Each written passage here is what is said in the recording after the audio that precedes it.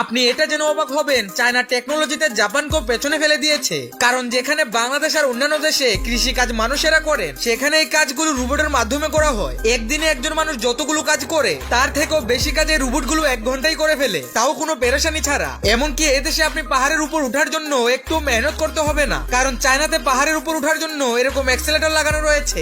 বন্ধুরা, চায়নার মতো দেশে চিড়িয়াখানা দেখতে এরকম হয়, যেটাতে লোকেদের গাড়িতে বন্ধ করে প্রাণীদের মাঝে নিয়ে যাওয়া হয়। এখানে হয়ে থাকে উল্টো, মানুষেরা পিঞ্জিরায় বন্দী থাকে আর জঙ্গলি প্রাণীরা খোলা অবস্থায় ঘুরতে থাকে। আর এটাতে লোকেরা কাছ থেকে প্রাণীগুলোকে দেখতে পায়। এমনকি এই প্রাণীরা কোনো ক্ষতির সম্মুখীন হয় না, কিন্তু লোকেদের সুরক্ষার জন্য বুলেট প্রুফ গ্লাস দিয়ে গাড়িগুলোকে তৈরি করা হয়, আর না হয় মোটা লোহার জালি দিয়ে এই গাড়িগুলোকে বানানো হয়।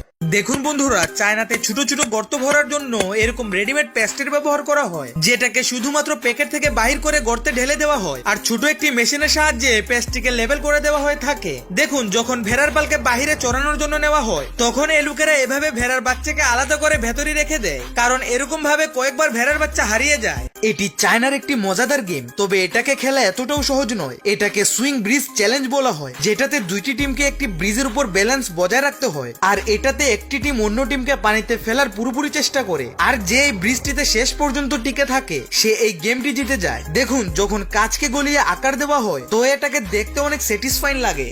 বন্ধুরা, এই গ্লাস ব্রিজটি চায়না অবস্থিত, যেটাকে হাজারো ফিট উঁচুতে বানানো হয়েছে। যখন লোকেরা এই ব্রিজটি দিয়ে হাঁটেন তো ভয়ে তাদের প্যান্ট ভিজে যায়, কারণ এই ব্রিজটি পুরোপুরি ভাবে ট্রান্সপারেন্ট। আর যখনই লোকেরা এটার নিচে দেখেন তো তারা অনেক ভয় পেয়ে যান। তার সাথে এই ব্রিজটিতে এমন ইফেক্ট লাগানো রয়েছে, যেটাতে হাঁটলে এমনটা মনে হয় ব্রিজটি ভাঙতে চলেছে। এজন্য যেই এটার উপর প্রথমবার হাঁটতে শুরু করে তো সে এই ব্রিজের উপর হাঁটার সাহসই পায় না। এই মেয়েটির কাছে পৃথিবীর সব থেকে ইউনিক জব রয়েছে, কারণ এই কাজে তাকে ডেইলি এরকম কোম্পানির পোস্টার বানাতে হয়। আর স্পেশাল কথা হলো, এগুলো বানানোর জন্য কোনো কম্পিউটার নয়, বরং সে তার হাতের ব্যবহার করে। এই কাজটি তাকে অনেক মনোযোগ সহকারে করতে হয়, না হলে একটু ভুলের জন্য তার 10 থেকে 12 ঘন্টার মেহনত পানি হয়ে যাবে।